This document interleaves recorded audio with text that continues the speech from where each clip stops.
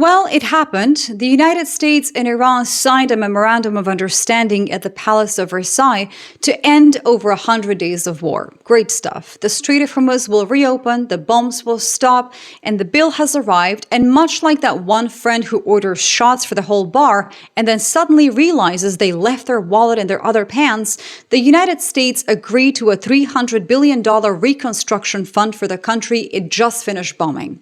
It agreed to waive, though not permanently lift, sanctions that have been in place for decades. It agreed to defer the nuclear question to a 60-day negotiating window, meaning the issue the war was started to resolve remains unresolved.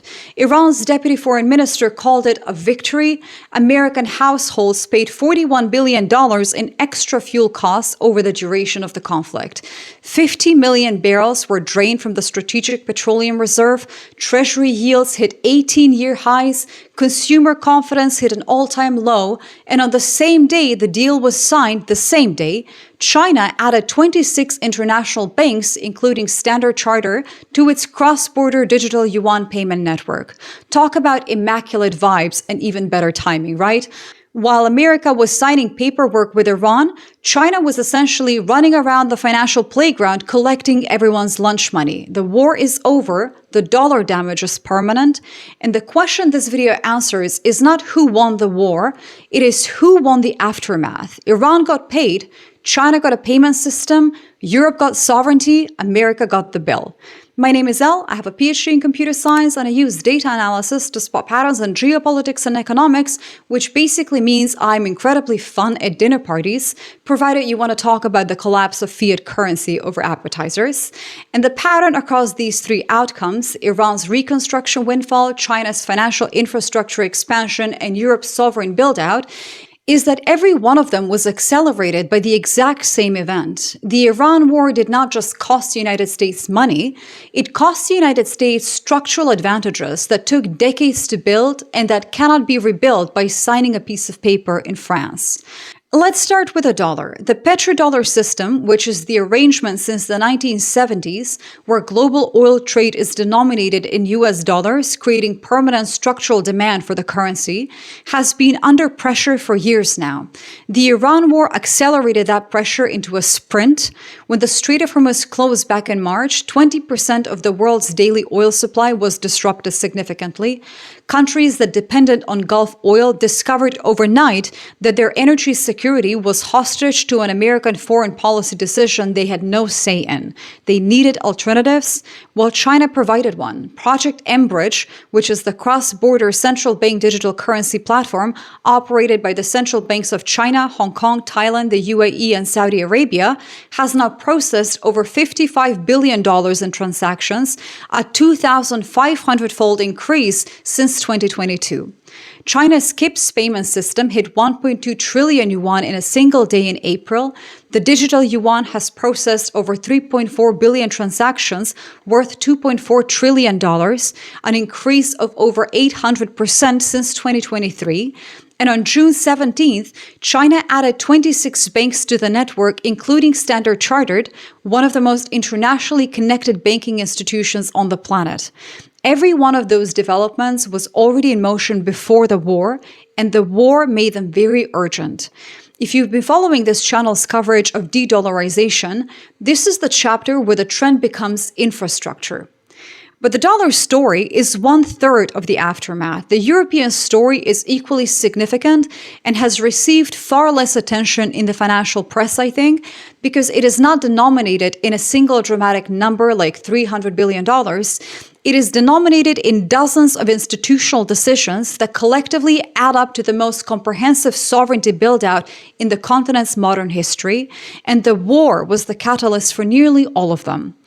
During the 100 days of the Iranian conflict, Europe built or accelerated sovereign replacements across every strategic sector simultaneously.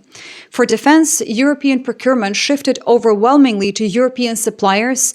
Only 8% of Germany's military purchases now go to American companies. Sweden chose French frigates. France chose Swedish surveillance aircraft. Canada chose Saab over Boeing. Airbus and Saab entered discussions to build Europe's 6th-generation fighter. 9 countries joined France's nuclear umbrella. The US withdrew all submarines from NATO. On the technology front, the European Parliament replaced Google with Quant. EuroOffice launched a sovereign Microsoft 365 alternative. France ditched Windows for Linux and Teams for Visio. Honestly, getting rid of mandatory Windows updates and Teams notification sounds might just be the biggest win for European mental health this decade. France and Germany both fired Palantir from their intelligence services and hired the same French replacement.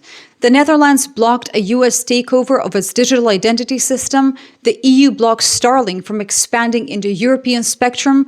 Thales built sovereign cloud entities around Google's technology. Then on trade, the EU signed deals with Mexico and Mercosur. Canada joined SAFE. Finland's president called for a 40-member EU, including Canada and the UK.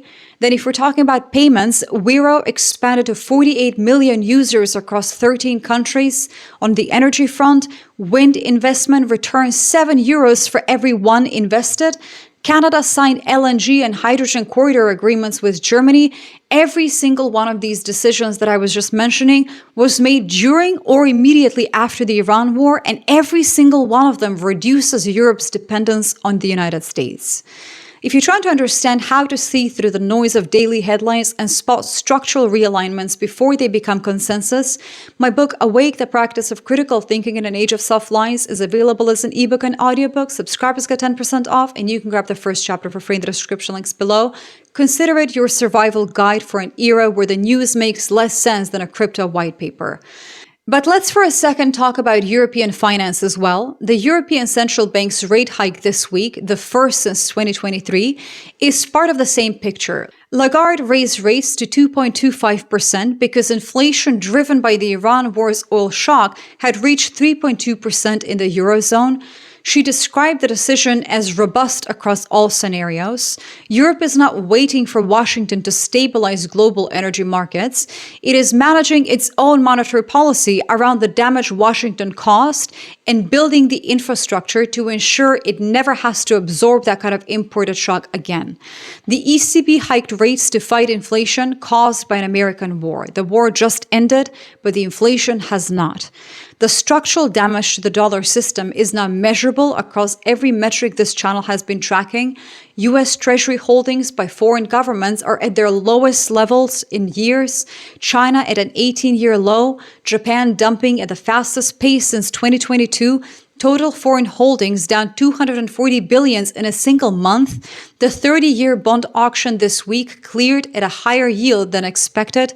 Fund participation collapsed. Central banks are not showing up to auctions. The Federal Reserve has stopped forward guidance, meaning it can hike rates at any meeting without warning. The Fed has officially entered its chaotic villain era. They aren't dropping hints anymore. They're just pulling rate hikes out of a hat like a stressed out magician. The probability of a hike before December is above 80%, and the peace deal itself did not produce a market rally. Stocks fell during the Fed meeting because markets understand that the damage from 100 days of Hormuz disruption is already embedded in prices, supply chains, and cost structures. Oil flowing again helps. It does not undo what already happened. In terms of what's going to happen next, the prediction is that the petrodollar's share of global oil settlement will likely decline measurably over the next 2 years as mBridge scales, CIPS expands, and countries that lived through the Hormuz closure build permanent alternative payment rails. But once again, these videos are not financial advice. Do not change any of your positions off the back of them.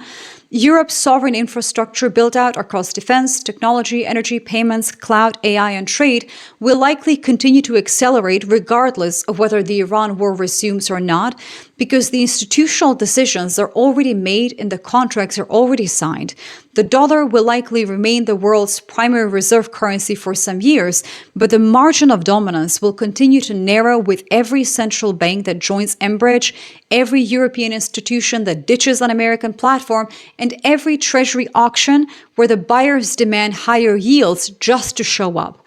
The Iran war lasted 100 days, but the reconstruction of the global financial order it accelerated will last a generation or likely more. If you want a full analysis of the Iran deal itself, what was signed at Versailles, what was deferred to the 60-year window, and what both sides actually won and lost, drop a comment below and I will make that video next, but the financial fallout from the war was already visible before the deal was signed. I made a video on how the ECB hiked rates for the first time since 2023, the Bank of Japan also hiked rates, and the World Bank just projected the weakest global growth since the pandemic, all because of inflation imported from Washington. That's the video that I would watch next. Go grab a coffee before the price doubles again, watch that video, and I'm going to see you in the next one.